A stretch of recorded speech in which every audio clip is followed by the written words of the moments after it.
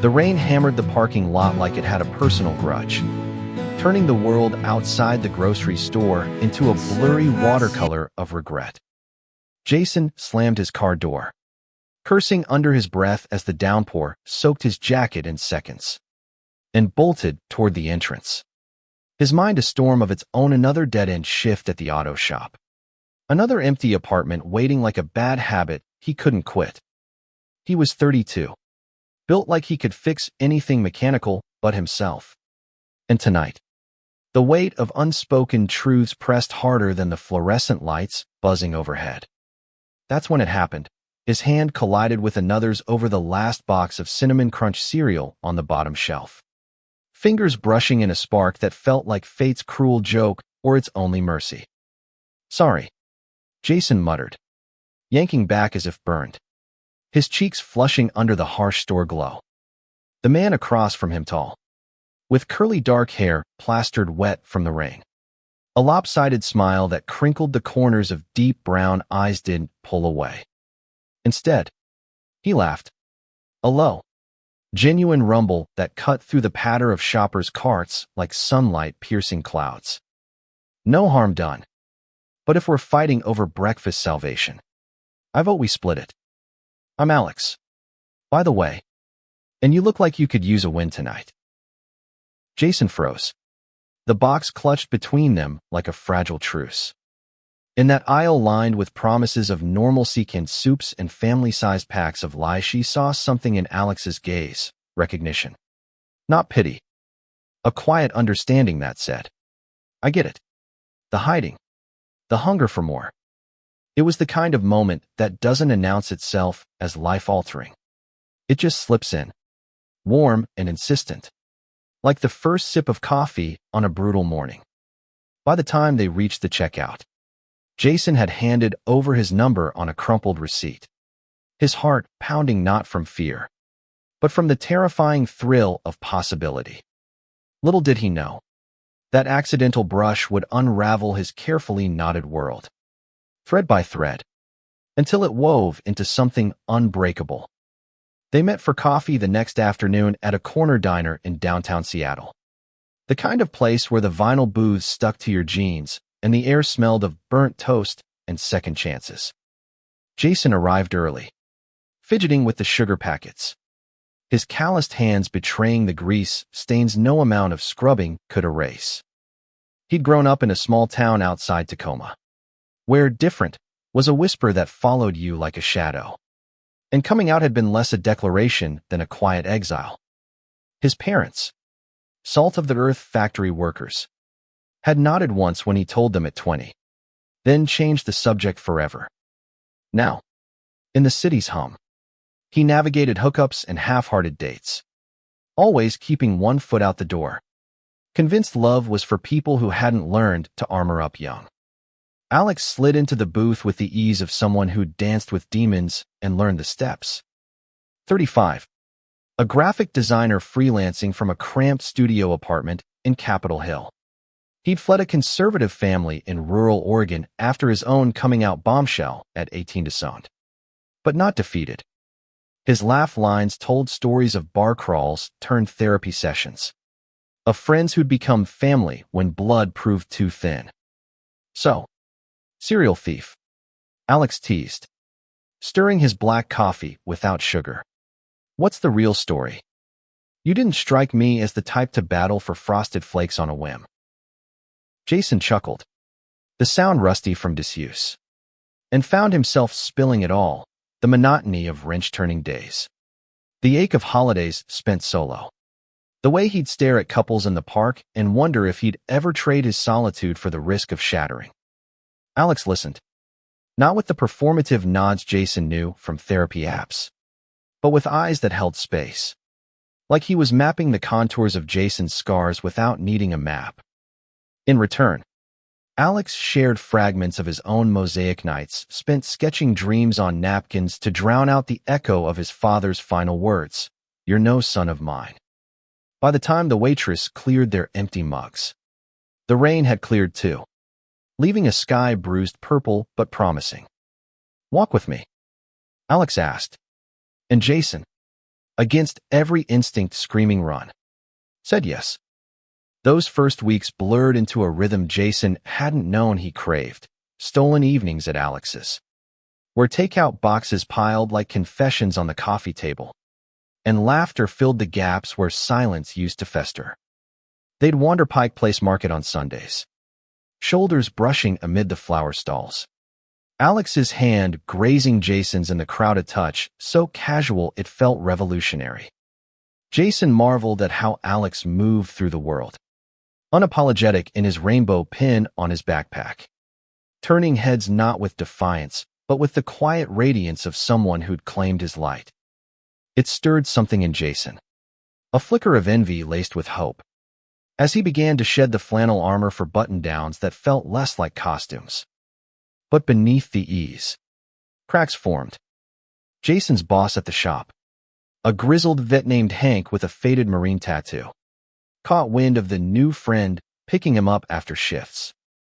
The jokes started subtle, brought your buddy again.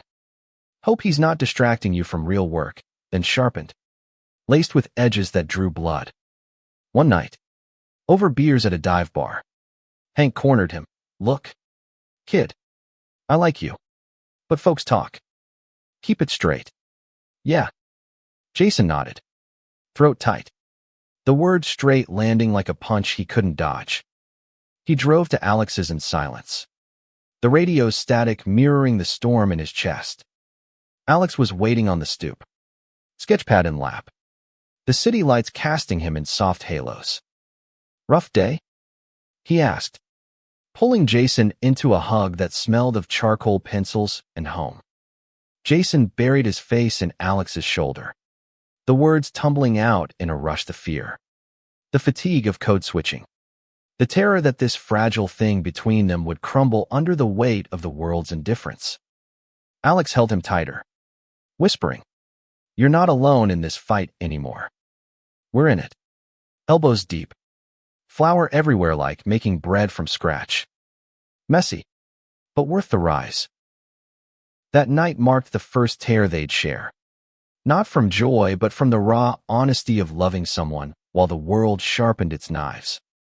Jason woke to Alex's fingers tracing his back, sunlight slanting through the blinds like a tentative truce. Over breakfast shared cereal. Of course they talked futures. Not in grand gestures, but in quiet sketches, weekend hikes in the Olympics. A joint lease maybe. Someday.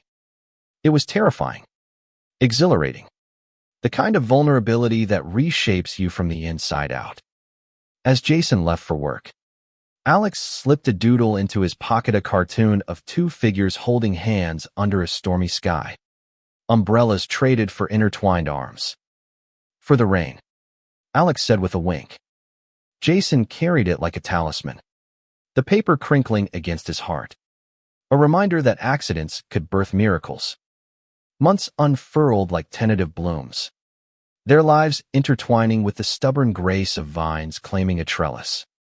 Jason found himself lingering after shifts, not to escape, but to anticipate texts from Alex popping up mid-oil change. Silly memes that coaxed grins from his grease-streaked face. They celebrated small victories, Jason's first public handhold at a Mariners game, the roar of the crowd drowning out his pulse. Alex's freelance gig designing posters for a queer youth center. Jason beaming at the unveiling like a proud co-conspirator. Yet, the tears came too. Unbidden Alex's panic attack after a family holiday card arrived. Blank where names should be. Jason's quiet unraveling when his mother called. Her voice thin with unspoken distance. "We miss you. Son. Everything. Okay." In those depths, they forged depth. Late nights became confessionals. Alex revealing the foster homes that dotted his teens after his parents' rejection. Each one a lesson in impermanence that made him cling fiercer to chosen bonds. Jason admitted his own ghosts, the high school bullies, slurs etched like graffiti on his self-worth. The parade of straight-passing dates that left him hollow. "I thought love meant settling," Jason whispered one evening, curled on the couch as rain lashed the windows again. Alex turned. eyes fierce with that unyielding warmth. No. Love means showing up. Scars and all. It's the choice to stay when it's hard. Their bond tested that choice early. In the subtlest fractures. A weekend getaway to the San Juan Islands turned tense when a ferry-side vendor's stare lingered too long on their linked arms. Mutterings rippling like undercurrents. Jason pulled away instinctively. Habit dying hard. And Alex's hurt flickered like a snuffed candle. They argued under the ferry's hum. Jason defensive. It's not that simple. Alex raw. But it could be. If we let it. The silence stretched until they docked. Words unspoken until a secluded beach where waves whispered apologies. Jason knelt in the sand, tracing Alex's palm. I'm scared. Of losing you to my cowardice.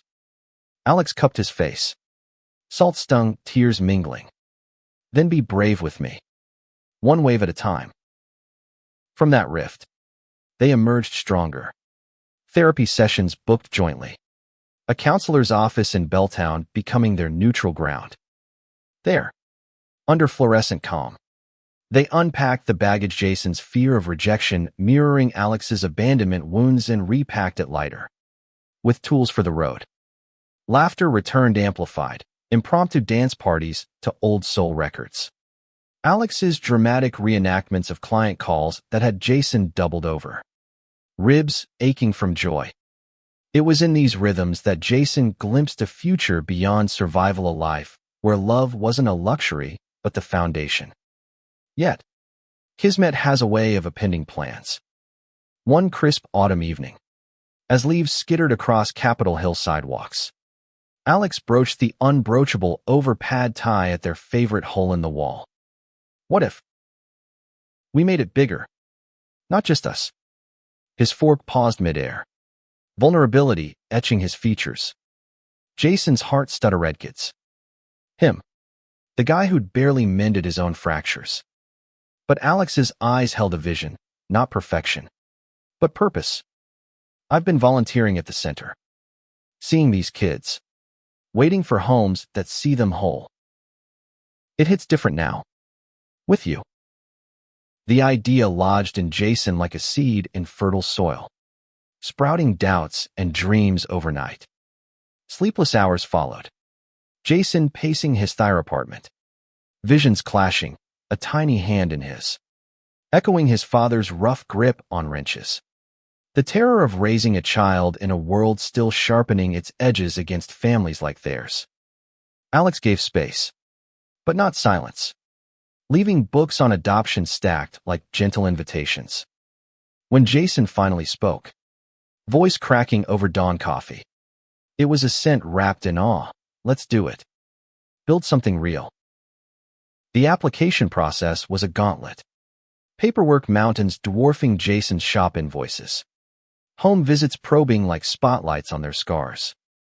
Social workers nodded at their stability steady jobs. A cozy two-bedroom with fresh paint and a spare room dubbed the maybe nursery, but lingered on the intangibles. How will you handle societal pushback? Alex fielded it with his artist's poise. Sketching family portraits on the spot. Jason, palms sweaty, shared his journey from hiding to holding hands. Voice steadying with each word. Interviews blurred into waiting games. Months stretching like taffy. Testing their resolve. Then, the call came on a gray Tuesday. Shattering the limbo. Riley Thompson. 6 years old. Been in 3 homes already. Needs stability. Thinks trucks are portals to other worlds. Jason's knees buckled in the shop's break room. Hank clapping his back with gruff, congrats. Couldn't screw it up. Alex hooped over speakerphone. Their cheers a duet of disbelief and delight. Photos arrived, a freckled boy with wild blonde hair. Blue eyes wide as saucers. Clutching a battered toy semi like a lifeline. In that grainy image, Jason saw not just a child, but a mirror stubborn, searching, ready to rev engines toward unknown horizons. The first meeting was at a park in Fremont. Neutral turf under troll-haunted bridges. Riley arrived clutching his social worker's hand. sneakers scuffed from adventures untold, his gaze darting like a cornered fawn. Jason and Alex sat on a bench, hearts thundering, offering smiles and a bag of cheeseburgers, no pressure. Just presence. "Hey, buddy," Alex said softly, sliding the bag over. "Heard you like things that go fast." Riley's eyes lit on the toy truck peeking from Jason's pocket, suspicion melting into a tentative grab. "This one's a hauler. Carries the big loads." Hours passed in increments, shared fries. Stories of Jason's garage monsters that roared to life. Alex's doodles of truck fleets battling aliens. Riley's laughs came sparse at first, then in bursts, his small frame relaxing as geese honked overhead. But goodbye loomed, and panic flashed, Riley bolting mid-sentence. "I don't want to go back." Jason scooped him up, all 90 pounds of wiry resistance, murmuring, "You're safe, kiddo. We're just getting started." In the car, tears flowed freely, Riley's hiccuping sobs, Alex's quiet ones, Jason's swallowed whole. That night, they crashed as a trio on the couch, Disney's cars flickering, a makeshift fort of blankets warding off the world's chill. Bringing Riley home was less a homecoming than a homestead claim, raw, relentless, rewarding in flickers. The two-bedroom bloomed with chaos, truck tracks etched in marker on walls. Bedtime battles waged over one more story. Mornings dawning to the clatter of cereal bowls and tiny demands for pancakes with faces. Jason, ever the fixer, dove into routine school runs in his beat-up Ford, packing lunches with notes scribbled in block letters. "You're unstoppable." Riley, Alex infused whimsy, turning baths into shipwrecks, evenings into gallery walls of collaborative art where Riley's stick figures met his fluid lines. Yet, the stubborn streaks surfaced swift and sharp. Riley tested boundaries like a revved engine, tantrums erupting over denied screen time or stupid rules. His voice a whip crack, "You're not my real dad's." Words landed like shrapnel, drawing blood from old wounds. Jason weathered them stone-faced, retreating to the garage for late-night tinkering, wrenches turning frustration into fragile gears. Alex, more vocal, would scoop Riley into hugs mid-melt, whispering, "We know it hurts, champ, but we're your team now." Flaws, fumbles, and all. Deeper currents stirred too, Riley's nightmares, screams piercing the night like alarms, revelations spilling in Dawn Huddle's foster parents who'd promised forever then vanished, a bio mom lost to shadows he couldn't name.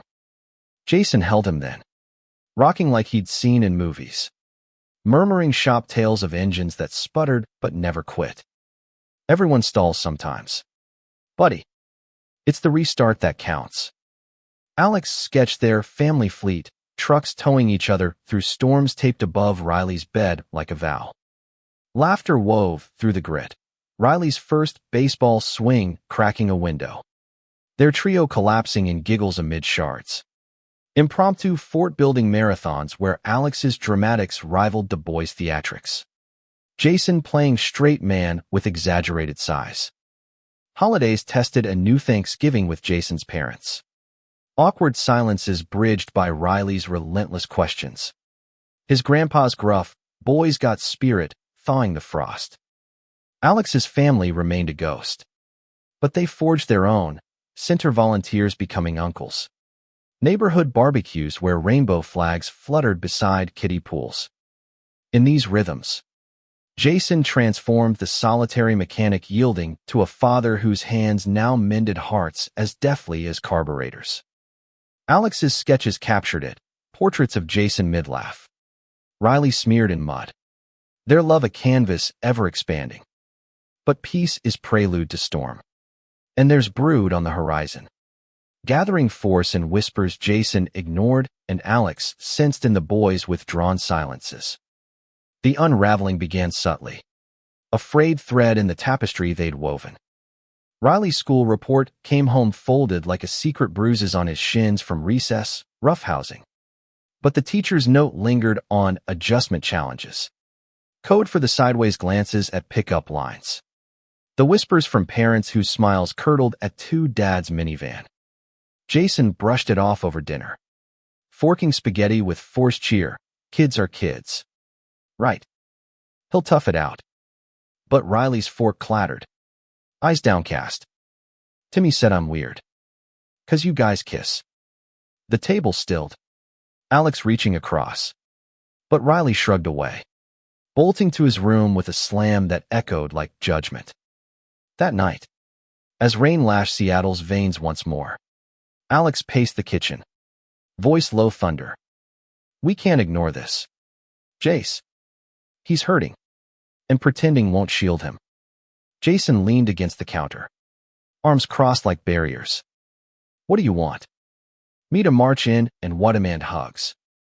World's not gonna bend overnight. The argument escalated. Words honed sharp, Alex accusing retreat. Jason firing back at naivety. The air thick with the fear they'd both bury that love. Hard one. Might not armor their son against the barbs. Dawn brought fragile peace. Apologies over burnt toast. But the fracture lingered. Then came the call from Riley's counselor, bullying escalating.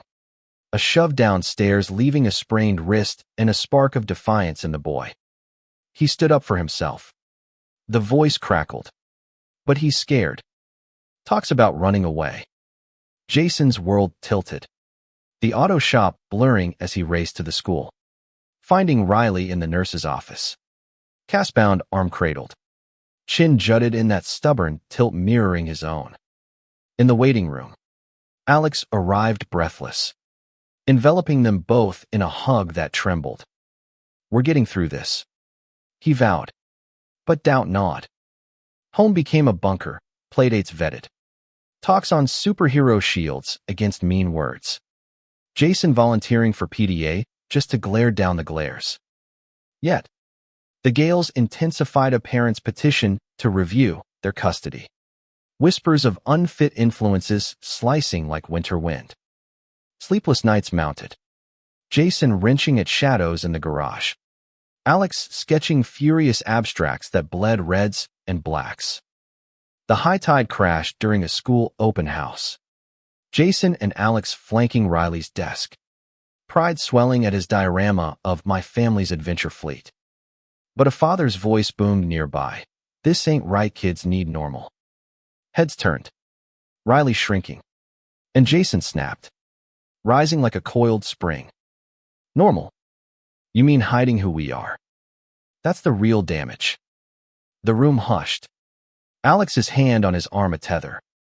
But the seed was sown confrontations echo rippling into formal complaints. Social services knocking anew. Isolation clawed in, friends distanced by discomfort. Hank's shop banter turning to strained silences. Alex's freelance dried up. Clients citing family distractions. Bills piled like accusations. But worse was the rift within Jason retreating into overwork. Alex into overprotecting. Riley caught in the crosswinds. His laughter dimming to echoes. One storm-lashed evening. As thunder rattled windows. Riley vanished into the backyard. Found huddled under the playset. Soaked and sobbing. I don't want to be the reason you fight. That broke them open. In the lamplight, confessions cascaded, Jason's terror of failing as father. Echoing his own father's stoic voids. Alex's guilt for pushing forward when retreat tempted. Riley's small voice piping. I just want us to stay. They clung then. A huddle against the howl. Forging a pact therapy for all. Boundaries redrawn. A family manifesto scrawled on butcher paper. We rise together. No matter the wreck. The turnaround was no fairy tale flourish, but a gritty climb. Hand over fist. Jason confronted the PDA. Voice steady as he shared their story not as victims, but victors in vulnerability. The room shifting from suspicion to uneasy nods. Alex channeled rage into art. A mural for the center depicting trucks hauling rainbows through tempests. Riley's handprints dotting the clouds. School interventions bloomed, assemblies on kindness. Riley's cast signed with "You're awesome" from unlikely allies. Laughter reclaimed ground inch by inch. Riley's cast clumsy attempts at pancakes splattering batter wars. Their evenings dissolving into tickle ambushes. Jason found equilibrium in the shop's rhythm. Hank's gruff, "Proud of ya. Kid a bomb." Alex's gigs rekindled. Older now. Infused with their saga's fire. And Riley. His stubborn spark reignited. Turning bullies' barbs into fuel for recess rants on why families rock different. As spring thawed Seattle's gray, they stood on firmer soil. The accidental trio now an intentional force. Jason watched Alex chase Riley through sprinklers. Their joy a symphony he'd once deemed impossible. His heart full to brimming. The world still grumbled. But their home echoed louder with peals of mirth. Rivers of tears transmuted to resilience. And the unyielding roar of one stubborn little boy's belief in them. Years later, on a sun-dappled porch in a house they'd claimed as their own expanded with a backyard swing set and garage walls lined in Riley's evolving art, Jason reflected on that rain-soaked aisle.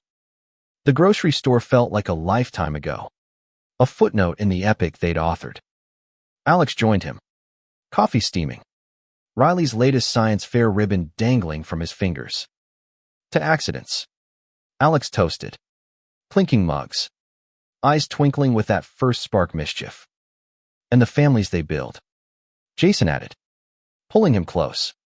Riley barreling in for a tackle hug that toppled them all into laughter. In that tangle, scars faded to stories. Fears to fortitude. They'd met by chance, but stayed by choice, navigating storms with hands clasped. Hearts open, proving that love, in its messiest, most human form, is the ultimate rebellion. And in sharing laughter, tears, and one gloriously obstinate child, they discovered not just survival, but a life profoundly, defiantly whole. Side